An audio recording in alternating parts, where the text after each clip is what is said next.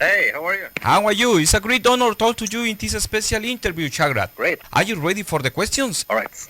Okay, Shagrath. For me, it's a great honor to talk to you again for all the fans from Dimmu Borgir in Central and Latin America. Start the interview, Shagrath. Let me congratulate you and your bandmates for the release of the live album Forces of the Northern Night via Nuclear Blast Records.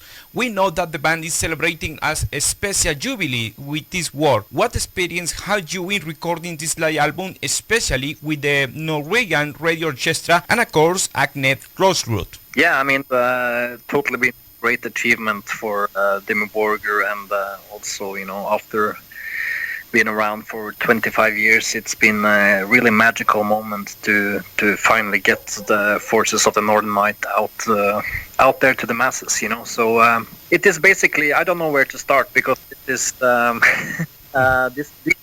this show was done actually in this show was done in Oslo, Norway, on the 28th of May in 2011.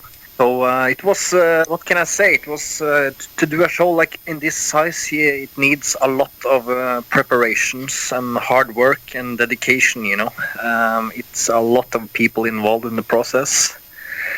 But I think we, after all the planning with all the people behind the scene, turned out really great. In this case, the next question, something curious but funny at the same time, was the video in the Morning Palace, when a member of the orchestra enjoyed the sound of the maximum, making head banging when you perform this song. The classical music plus Dimmu Borgir is equal the perfect combination. What do you think about it? Well, very funny that you mentioned that. No, I think it's shows that I think also the orchestration people really enjoyed the work, and I'm sure for the orchestra it was also something completely different band to work with, or what they are compared to do with other bands. So I think some of these people are also metal fans, and they seem to get really into what we did, especially on the performances. So it's for us it's funny, but also really, really great that they enjoy working with us. So. Currently, you, Silenus, and Gowder are the ones to keep alive the band. What do you think about the performance of the live members of Darai, Cyrus, and Gerlius? What do you feel about you appears in a band who have success around the world, Shagrath? Well, to explain a little bit about the lineup, it's for us. In the past, we had the 6 permanent members, and sometimes when you spend as much time together as we do, it can create a lot of chaos. So for us, as you mentioned, we are 3 permanent members in the band today, and we will use live session members to be part of our. And this works best for us, to have it like this. And Gerlius and Dare has been a part of Dimmu Borgir now for many, many years, actually. The drummer has stayed with us for almost 9 years now. So this is, right now we feel we have a good working environment. The possibility that we use somebody else's for a session in the future can also happen. We will see, In this case, it's a matter of time to make the decision for the 3 other members of the present lineup of Dimmu Borgir. We are a band who has been around now 25 years, and first of all, the band was started up with me, Shagrath, and Selenos. We are, so to speak, the foundation of Dimmu Borgir. The 3 of us, Gowder, Selenos, and Shagrath, we are the songwriters in Dimmu Borgir. So it's what can I say?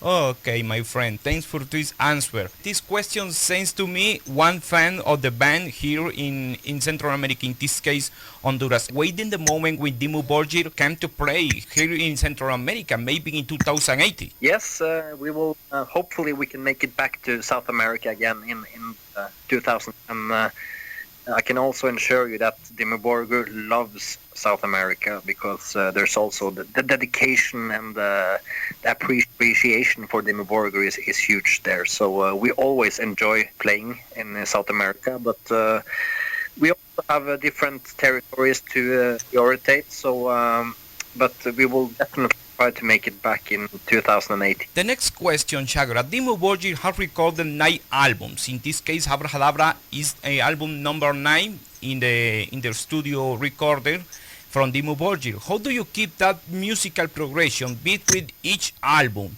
Yet still make the song theme different with different approaches? Yeah, well, it's all about inspiration. Every linked to a certain period in your band. For us as a band, it's very important to evolve and not to be afraid of trying out new ideas.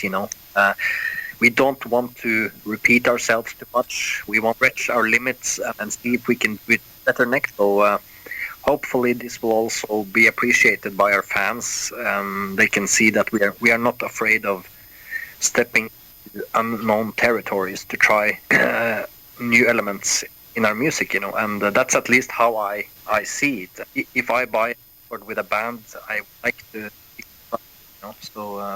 to try new elements and try new things is it's great. We don't want to repeat ourselves too much, and we always try to improve things we do and do it better each time, and I think the inspiration is boundless. There is so many things. Every album is, of course, linked to a certain time period of your life. So we are very proud of what we have done in the past, previous records, but it's also important for Dimmu Borgir as a band to evolve. Do different things, but also we do know where we come from, and we appreciate underground music and black metal in general. But for us also, we want to expand into trying new stuff. One fan says, please tell to Shagrath they didn't continue to do great music in Darkness Triumphar for Altid or Stoneblast. Keep the real black metal music alive in this case, huh? What can I say? I totally agree that an album like Stormblast or Enthroned Darkness Triumphant was good in '97. But why should we, as a band, try to copy another album we have done in the past? Why should we do that? Why should we continue to repeat ourselves? We don't want to repeat ourselves. We want to evolve as a band, Mm-hmm. Okay. And, this is important. I heard people say that before. Oh, you should do an album like this or that. But no, it's not about that. It's about evolving. It's not about repeating what you have already done. It's important to move into new territories of darkness, so to speak. With our, and we are a band who are not afraid to evolve. Okay. For me, in this case, Shagrath, excuse me interrupting you. In this case, when you say this type of comparisons of the music, I think from your point of view, it's a matter of progression in the music of Dimmu Borgir. Each album is made better than than the last album. For me, Dimmu Borgir is going to the high, to the top, in this case, for the music. Yeah, I appreciate when you say that, but yeah, it's always been like that, and I think also the great feedback we get from our fans and the dedicated people who like our music, it gives us the fuel to continue better and better for each album. And I think releasing the Forces of the North and Night is totally empowers what we can do as a band, So and there is no limits for where we will take it. So and yeah. Okay. The next question, Shagrath. This question is for one fan, for Follow Your Music. We know that you appear as a special guest in some albums. In the case, like example, in Behemoth or Destruction. What motivates you in work with the guys from Camelot, from the track The March of Episto, from the album The Black Halo? What is the reason in work with the guys at Camelot? Camelot is Roy was a good friend of mine, the singer from Camelot at the time. So he came to my house and asked me gently if I wanted to be a part of one song on that album, and it was mainly doing guest vocals for a friend, But to be very honest with you, Camelot, my cup of it's not your power metal music is favorite taste in music, but it was more of a personal favor for a friend. The next question, Shagrath. Also to be the vocals from Dimmu Borgir, you had an interesting side project like Chrome Division. Do you have plans for make a new album in this year, or your main priority now is Dimmu Borgir? We know your last album with Chrome Division was Infernal Rock Eternal in 2040. Yeah, we have made a new album with Chrome as well. So we have a whole record is ready. We need to record it first. The only thing that Dimmu Borgir is very time-consuming. It acquires a lot of my attention, right? And Dimmu Borgir, we will hopefully later this year make plans to also record the new Chrome Division album as well. So, but we have at least made a new album and really great material. So, but Chrome Division is a side band, so I always have to prioritize Dimmu Borgir. But I also enjoy playing rock and roll. So I remember one special comment from me, a personal comment. My first album from Chrome Division is Tear Raw Knockout. I remember with the first single release, Ghost Riders in the Sky. It's a great version you made, my friend. Oh, really? Thank you. a great, very good version. Yeah, that's sometimes for all the Chrome albums we have always done an extra cover song. What bands we like. We have done Johnny Cash and all other bands. Which we also like well, actually. So, yeah, I'm glad you like it, and I think it turned out really cool, and it's also a very different version from the original. So it's, but I'm glad to hear that you like it. So thank you.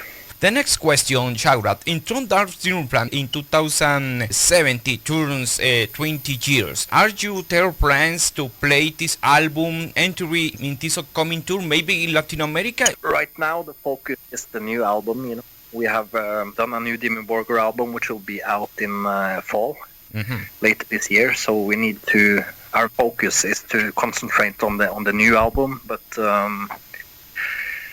and I don't think, because we have done exclusive Enthroned Dark Weapon shows in England. We did the England tour in the past, but the focus is not there right now. We have to focus at one thing at a time, and the future is what we need to be thinking about, not the past. So, but there might be some celebration, exclusive things going on with that release, but I cannot. Maybe in 2080, when the new album was released, maybe we had the chance to come to play here in Central Latin America. Many fans wants to see you again in Central America. What memories had you in your last visit, especially in El Salvador, Shagrath? It's always when it comes to South America in general. I think it's always something we look forward to, because it's. Even since the first time we, for example, played also in Mexico, really, and it's very different from in Europe. There are so many shows and so many bands, and when people go to shows, it's like whatever, But every time we play in South America, the people are really into what we do, and we also feed a lot from the energy from bands as well. So. It's like a take and give type of situation. So my memories in general of South America is really we want to for sure. Many young black metal bands looks in Dimmu Borgir and strong influence. What do you think about it? Well, I think it's admirable to see that many other bands have been inspired by Dimmu, of course. But I will always advise other bands to go into their own directions. Never try to copy your favorite band, because you will not succeed. If you want to go somewhere with your success, you need to come up with a recipe, and it's very important. There are so many bands out there, but you need to do something instead of. That's very important. Never try to copy your favorite band. Try your own. Find your own way, and always the best. Okay, Shagrath, thanks. Some words wants to dedicate for all the fans of Dimmu Borgir in Latin America who listen, of course, this special interview with you. Again, for me, was a great honor to talk to you in this recorded interview. Thank you very much. Appreciate that. I think my final words will be just basically watch out for the new album we're going to release in the fall. You know, it's going to be a really great album, and it will definitely not disappoint the fans of Dimmu Borgir. It's a tribute to Black and its history, and also the history of Dimmu Borgir. So it will be great. We will try to do more live shows after we have released the new album, and we will definitely be back in South America, hopefully in 2018. It's also our favorite place in the world to take concerts, South America, so that's always something. The special question, in one word, one phrase, how you could define Dimmu Borgir in the worldwide metal scene? I think Dimmu Borgir is very separate from other bands. You know, we create emotions and darkness, and we also combine different styles of music. So it's only a good way to explain Dimmu Borgir, you know, so to speak. You know, and of all types of different styles in music, which kind of separates us also from many other bands in the same genre. Shagrath, thank you for your time in this special interview. The best luck in this new album, live album, Forces of the Northern Light. And of course, I waited the moment when you release the new album and the fans of Latin America can receive you and your bandmates with the open arms. Long line to Dimmu Borgir, my friend. Thank you for this special time with you. Thank you very much.